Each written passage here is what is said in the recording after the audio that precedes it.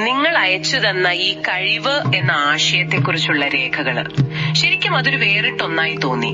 അതെ, യോഗ, പിന്നെ artificial intelligence, അതായത് AI, ഇത് രണ്ടും കൂടി ചേർത്ത് ജീവിത നൈപുണ്യം പഠിപ്പിക്കുക എന്നത് വളരെ വ്യത്യസ്തമായ ഒരു സമീപനമാണ്. അവരുടെ ആ ജീവിതത്തിന്റെ A to Z എന്ന ചട്ടക്കൂടില്ലേ, അതിൽ പല കാര്യങ്ങളുണ്ട്.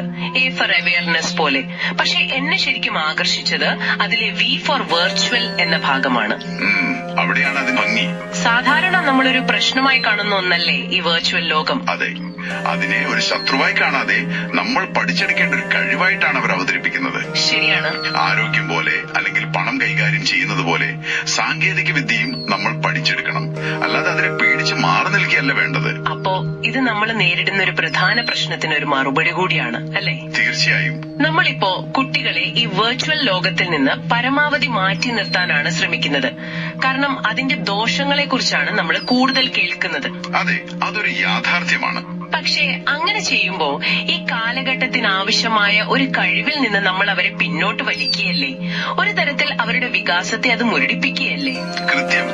ആ പോയിന്റാണ് ഈ കഴിവ് എന്ന ആശയം അഡ്രസ് ചെയ്യാൻ ശ്രമിക്കുന്നത്. അവരുടെ പരിഹാരം വളരെ ലളിതമാണ്. ഓക്കെ. 2 ഘട്ടങ്ങളുണ്ട്. ഒന്ന്, യോഗ പോലുള്ള കാര്യങ്ങളിലൂടെ നമ്മുടെ ഉള്ളിൽ ഒരു ശക്തി ഉണ്ടാക്കിയെടുക്കുക. അതായത് ശ്രദ്ധ, ആത്മനിയന്ത്രണം, അങ്ങനെയുള്ള കാര്യങ്ങൾ. അതെ, ആ ഒരു വിവേചന ബുദ്ധി, ആ ഒരു ബേസ് കിട്ടിക്കഴിഞ്ഞാൽ പിന്നെ രണ്ടാമത്തെ ഘട്ടം ഈ കഴിവ് ഉപയോഗിച്ച് വെർച്വൽ ലോകത്തെ എങ്ങനെ ബുദ്ധിപരമായി ഉപയോഗിക്കാം എന്ന് പഠിക്കുക. കേൾക്കാൻ നല്ല രസമുണ്ട്. പക്ഷെ എനിക്കൊരു സംശയം. ചോദിക്കൂ. യോഗയിലൂടെ കിട്ടുന്ന ഒരു ആത്മനിയന്ത്രണം, അത് ഇൻസ്റ്റഗ്രാമിന്റെയും യൂട്യൂബിന്റെയും അൽഗോരിതങ്ങൾക്ക് മുന്നിൽ, അതായത് നമ്മളെ മണിക്കൂറുകളോളം പിടിച്ചിരുത്താൻ വേണ്ടി ഉണ്ടാക്കിയവയുടെ മുന്നിൽ എത്രത്തോളം പിടിച്ചു നിൽക്കും? വളരെ പ്രസക്തമായ ഒരു ചോദ്യമാണത്. അവിടെയാണ് അവർ ടെക്നോളജിയെ തന്നെ ഒരു മറുപടിയായി ഉപയോഗിക്കുന്നത്. അതെങ്ങനെയാണ്? നിങ്ങൾ ആ രേഖകളിൽ കണ്ട വെർച്വൽ റിയാലിറ്റി യോഗയുടെ കാര്യം ഓർക്കുന്നുണ്ടോ? ഓ അതെ, VR ഹെഡ്സെറ്റ് വെച്ചുള്ള യോഗ. അതെ, നിങ്ങൾ ആ ഹെഡ്സെറ്റ് വെക്കുമ്പോൾ നിങ്ങളുടെ റൂമിൽ ഇരുന്നുകൊണ്ട് ഒരു ഹിമാലയൻ താഴ്വരയിൽ എത്തിയതുപോലെ തോന്നും. കൊള്ളാം. അവിടെ ഒരു AI ഗൈഡ് ഉണ്ടാകും.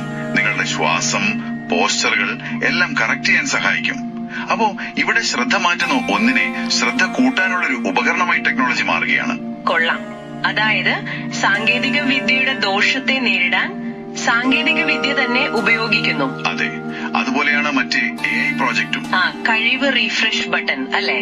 അതെ, നിങ്ങൾ കമ്പ്യൂട്ടറിൽ ജോലി ചെയ്യുമ്പോൾ നിങ്ങളുടെ സ്ട്രെസ് ലെവൽ കൂടുകയാണെങ്കിൽ ഈ സോഫ്റ്റ്വെയർ അത് തിരിച്ചറിയും. ഓക്കെ. എന്നിട്ട് സ്ക്രീനിൽ ഒരു ചെറിയ ബട്ടൺ വരും. 1 മിനിറ്റ് ബ്രേക്ക് എടുത്ത് ശ്വാസം എടുക്കാൻ ഓർമ്മിപ്പിക്കും. റീഫ്രഷ് ബട്ടൺ എന്ന ആശയം സത്യം പറഞ്ഞാല് അത് നമുക്ക് എല്ലാവർക്കും ഇപ്പൊ വേണ്ട ഒന്നാണ്, അല്ലെ? അപ്പൊ സാങ്കേതിക വിദ്യ ഒരു ശല്യമല്ല, നമ്മുടെ മാനസിക ആരോഗ്യത്തെ സഹായിക്കുന്ന ഒന്നായി മാറുകയാണ്. അപ്പൊ ചുരുക്കത്തിൽ ഈ കഴിവ് എന്ന ആശയം വെർച്വൽ ലോകത്തെക്കുറിച്ചുള്ള നമ്മുടെ പേടിക്കുള്ളൊരു പ്രായോഗിക മറുപടിയാണ്. കൃത്യമായി. അതിനെ ഒഴിവാക്കുകയല്ല, അതിനെ അറിഞ്ഞുപയോഗിക്കാൻ പഠിക്കുക എന്നുള്ളതാണ് ഒരു അടിസ്ഥാന ജീവിത നൈപുണ്യം. ശരിയാണ്. നിങ്ങൾക്കായി ഒരു ചിന്ത കൂടി പങ്കുവെച്ചുകൊണ്ട് നമുക്ക് അവസാനിപ്പിക്കാം. എല്ലാ സോഫ്റ്റ്വെയറിലും ഇങ്ങനെ ഒരു റീഫ്രഷ് ബട്ടൺ വേണമെന്ന് ഈ രേഖകളിൽ പറയുന്നുണ്ട്. പക്ഷെ നമുക്ക് കുറച്ചുകൂടി വലുതായി ചിന്തിച്ചാലോ? എങ്ങനെ?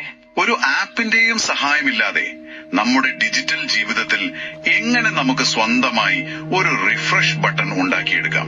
ഒരു നിമിഷത്തെ ആത്മപരിശോധന പോലെ. അതെ, അടുത്ത തവണ ഫോൺ കയ്യിലെടുക്കുമ്പോൾ 1 നിമിഷം നിർത്തി ഞാൻ എന്തിനാണ് ഇപ്പോൾ ഇത് ചെയ്യുന്നത് എന്ന് സ്വയം ഒന്ന് ചോദിക്കുന്നത് പോലെ അതിനെക്കുറിച്ചൊന്ന് ചിന്തിച്ചു നോക്കൂ.